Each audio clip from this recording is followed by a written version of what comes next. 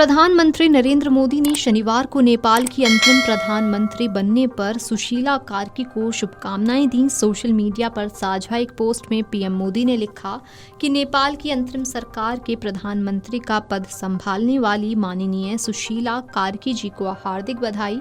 भारत नेपाल के भाइयों और बहनों की शांति, विकास और समृद्धि के लिए समर्पित है।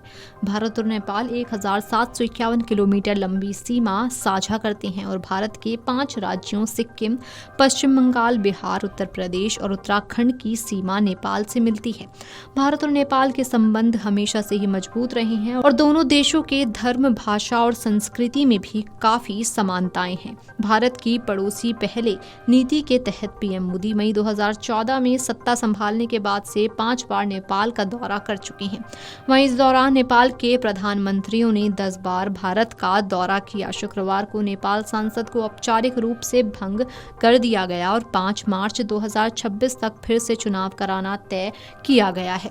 नेपाल में भारत के पूर्व राजदूत जयंत प्रसाद ने सुशीला कार्की के अंतरिम प्रधानमंत्री के रूप में शपथ लेने पर कहा, नेपाल एक स्थिर प्रभाव की तलाश में था और मुझे लगता है कि एक अच्छी बात है क्योंकि सुशीला कार्की एक स्वतंत्र और निष्पक्ष व्यक्ति के रूप में जानी जाती हैं।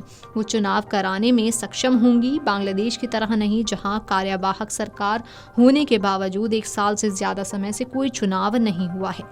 मुझे पूरा यकीन है कि सुशीला कार्की अगले चुनावों का प्रबंधन करने में सक्षम होंगी। साल 2013 में भी उस समय के मुख्य न्यायाधीश ने सर्वदलीय सहमति के बाद सरकार की बागडोर अपने हाथों में ली थी और चुनाव कराए थे। इसलिए ये बहुत ही विकट स्थिति है और इस समय सुशीला कार्की के कार्यभार संभालने से निश्चित रूप से स्थिर स्थिति बनेगी।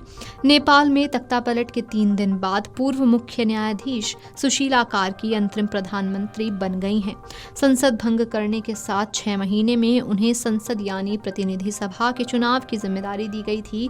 उन्होंने अपने पहले फैसले में 5 मार्च 2026 को आम चुनाव का ऐलान कर दिया। राष्ट्रपति रामचंद्र पौडेल ने उनकी सिफारिश मंजूर कर ली। अब सभी की नजर कैबिनेट विस्तार पर लगी हुई है। इस बीच प्रधानमंत्री नरेंद्र मोदी ने भी कार्की को बधाई दी। उन्होंने सोशल मीडिया प्लेटफॉर्म एक्स पर लिखा, नेपाल की अंतरिम सरकार की प्रधानमंत्री का पदभार ग्रहण करने पर सुशीला कार्की को हार्दिक बधाइयां। नेपाल भारत के भाइयों और बहनों की शांति, प्रगति और समृद्धि के लिए पूरी तरह प्रतिबद्ध है। इस बीच अधिकारियों ने शनिवार को काठमांडू घाटी और नेपाल के अन्य हिस्सों में लगाए गए कर्फ्यू और प्रतिबंधात्मक आदेशों को हटा दिया। ऐसे में अब दैनिक जीवन धीरे धीरे सामान्य होता दिखाई दे रहा है। घटनाक्रम पूर्व मुख्य न्यायाधीश सुशीला कार्की के शुक्रवार को नेपाल की अंतरिम सरकार का नेतृत्व करने वाली पहली महिला प्रधानमंत्री बनने के 1 दिन बाद हुआ है।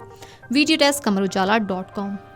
अगर आप ये वीडियो YouTube पर देख रहे हैं तो हमारे चैनल को सब्सक्राइब कर बेल आइकन दबाएं और Facebook पर देख रहे हैं तो हमारे पेज को लाइक करें।